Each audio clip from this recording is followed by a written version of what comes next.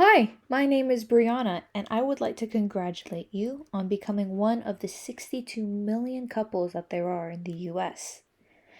Now, you've just begun your journey on being a married couple, but there are a few things that we should go over and just take a look at to ensure that you enjoy your happily married life to its fullest.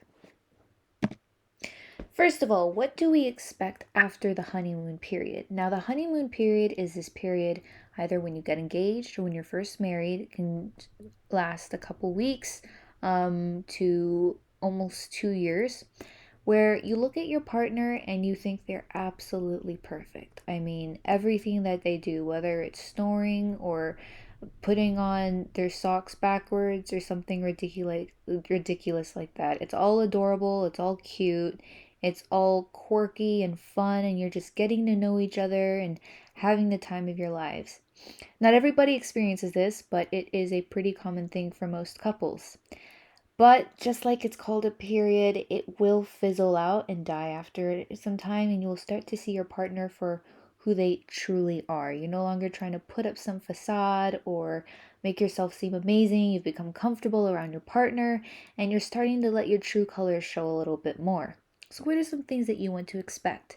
Well, first of all, expect more frequent arguments. These can be over little things such as how you put away the dishes or how you do it with the dishes, or bigger things like finances.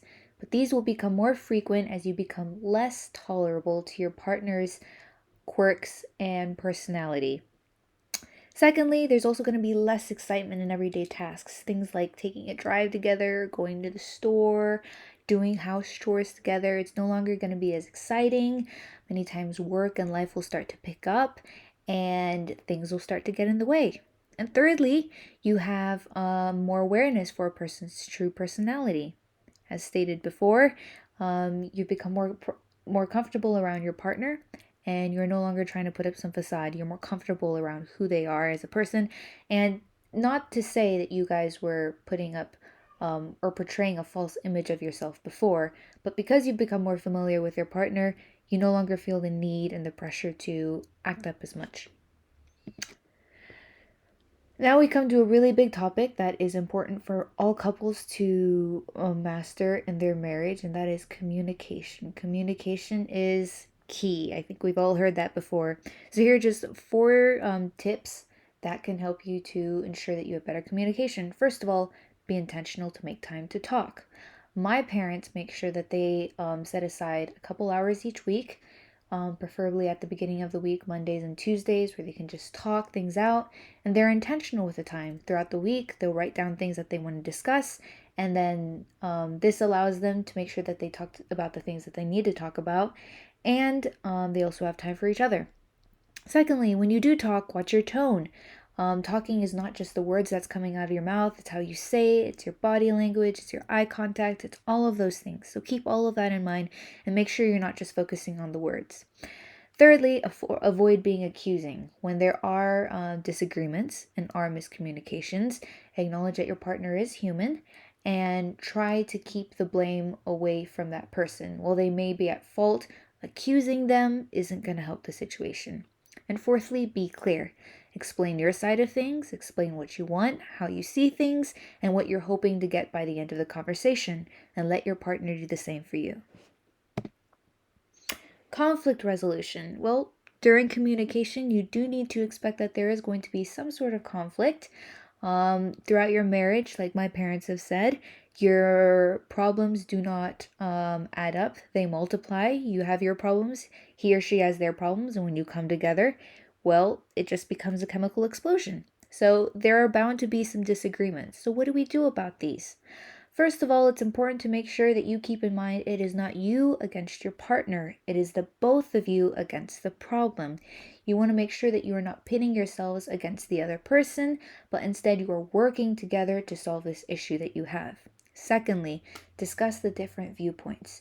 You have a stance and they have a stance. You see things one way, they see things the other way. You want to make sure that you are clear and explain where you stand and what and how you view things.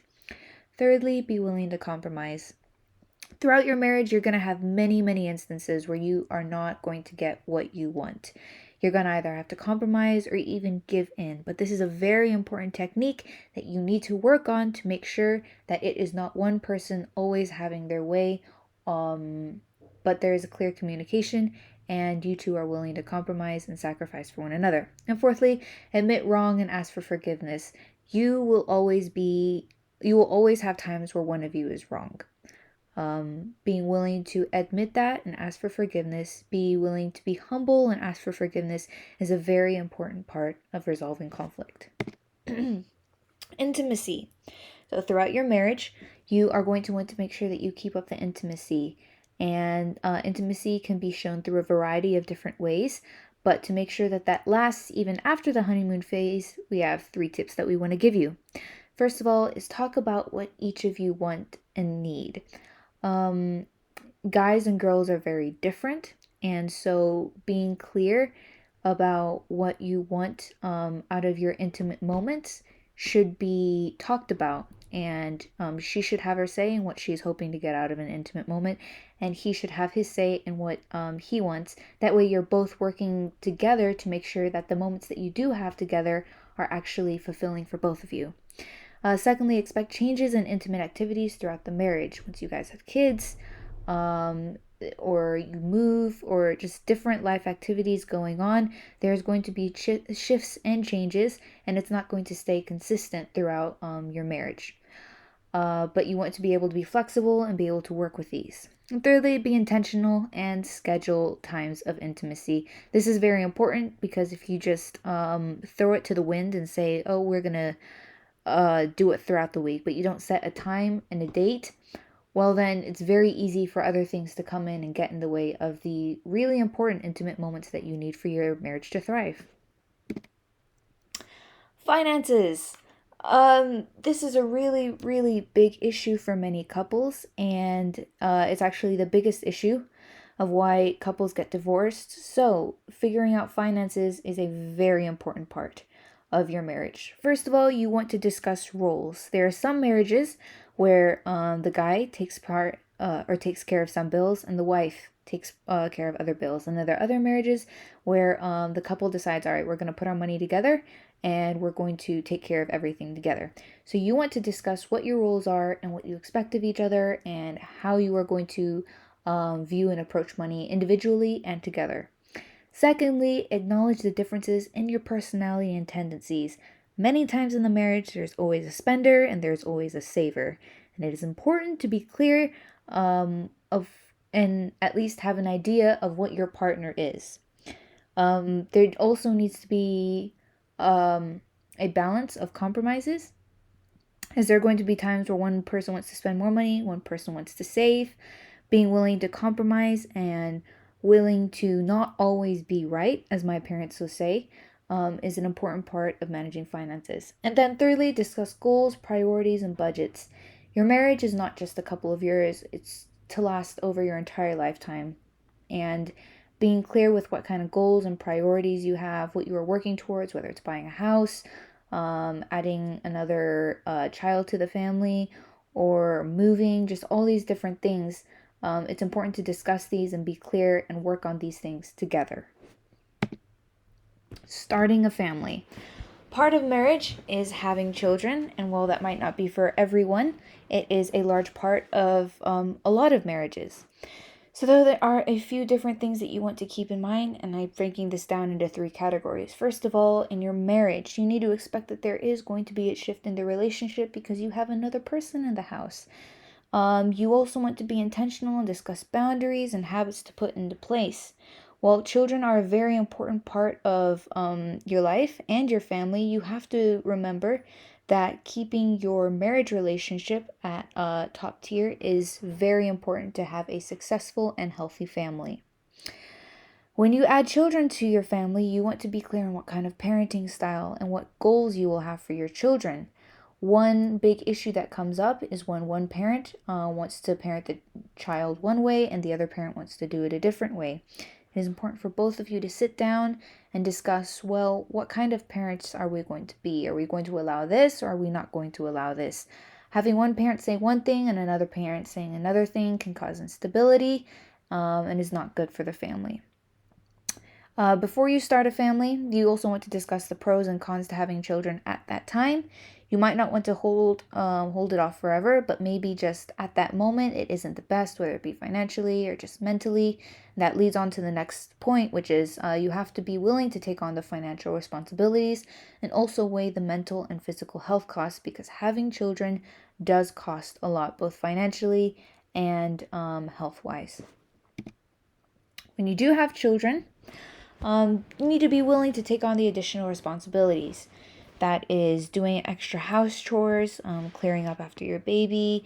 There's going to be extra cooking, depending on how many children you have. There's going to be more things to do around the house. The fourth point, which ties into the first point, is there is an extra financial stressor, and your kids need to go to school, they need to eat, they need to have clothes, they need to have shelter.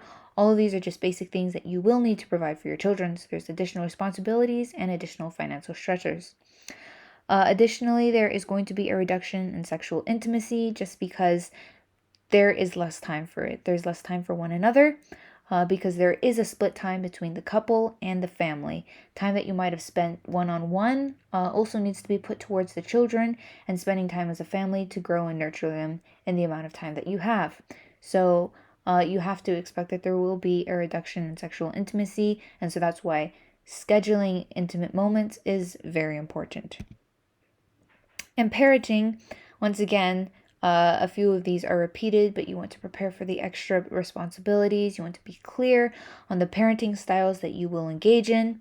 You also want to communicate with each other and ensure that both parents are on the same page. Make sure that there is communication between both of you and that the child isn't caught within the middle of a disagreement between the two parents because it isn't clear what exactly they're both going towards. And then fourthly, you want to make sure that you do not neglect your marriage. While your kids are very important, your marriage should be first and should be number one. And then through a healthy marriage, through a godly and healthy and happy marriage, then you can both work towards creating a healthy and happy family.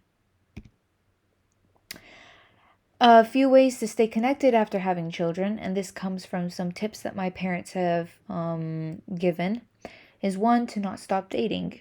Do not stop taking each other out. Do not stop going out with one another and engaging in fun and new activities.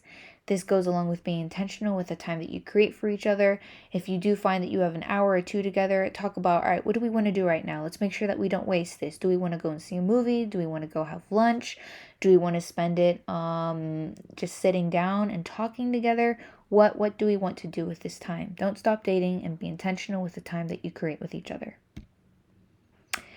Now, as Christians, we acknowledge that having God within our family and in our marriage is very, very important because He holds the glue of everything and He's the one that instituted marriage. So having Him at the center of it all is very important. First of all, you want to pursue Christ individually. Your spouse should not come before Christ. Your spouse should not come before your time with God. If God is at the center of your life, then you will put your spouse second and things will flow better. While you pursue Christ individually, you also want to pursue Christ together. Pray together, talk about things together, go to church together, engage in Christian activities together to make sure that God is at the center of your relationship and that you are keeping each other and pushing each other to pursue God more. Thirdly, remember that Christ's way is servanthood. It's hard and many times in marriage when you are having a disagreement or you want things to go a certain way. But remember, as Christ came and He showed that the best way is to be a servant. He took upon the form of the servant, became the likeness of men, and He paid the price for us. And His example should be an example to us that we need to, as well, take on the form of servanthood, and this is very important in your marriage. Last but not least, surround yourself with other believers for mutual encouragement. There are many churches that will offer marriage classes, marriage activities for Christian couples to come together and talk and discuss and just chat and be able to encourage each other in Christ and also encourage each other in their marriage. It's also very important to put God at the center of your family. And there are 4 things that we want to mention here. First of all, put God first. Put God first at the center of your family. Ensure that your children know that at that family, or in your family, God is at the center, and you will listen to God and His instructions in the way that He wants us to live our lives. Secondly, parent knowing that your children are God's children first. While many times it is easy to get caught up and insist that your love for them is the greatest love that they will ever experience, it is important to keep in mind that God's love somehow loves them more than you love your kids. And sometimes you just need to let go and let God deal with your children the way He needs to deal with them. But then that also gives you the mindset of, I'm going to do what God wants for my children, not what I want for my children. That leads me to the third point, which is follow your faith and not your feelings. Sometimes you may feel that your child is going in a certain direction and you want to let it go, or you want to hold them back. But following your faith and not your feelings ensures that you are putting God at the center of your family and in your parenting. And then lastly, be willing to learn from others. In today's age and time, there are so many Christian resources that are out there that teach you how to parent your children and how to lead your family in a God-centered way. Last but not least, when is it time to see a counselor? If you're finding that you have repeated arguments, almost all communication, it's leading to a fight or a heated argument, you're just not able to communicate with each other in a loving or healthy manner, then it may be time to see a counselor. Additionally, if there's repeated and unrepentant honesty, either by both parties in the couple or one of them, honesty is a crucial part of a marriage. So if one of them or one of you is being dishonest, or both of you are being dishonest, it may be time to see a counselor. And then lastly, if there's a deep and prolonged distaste for each other, the just weeks and months go by and you are finding that there is a lack of intimacy, you're no longer wanting to be around your spouse, communication has died off, then it may be time to see a counselor. I hope you enjoyed this talk, and I hope you found a few things helpful. If you keep these in mind, these are a few tips that can help you to have a better and more successful marriage.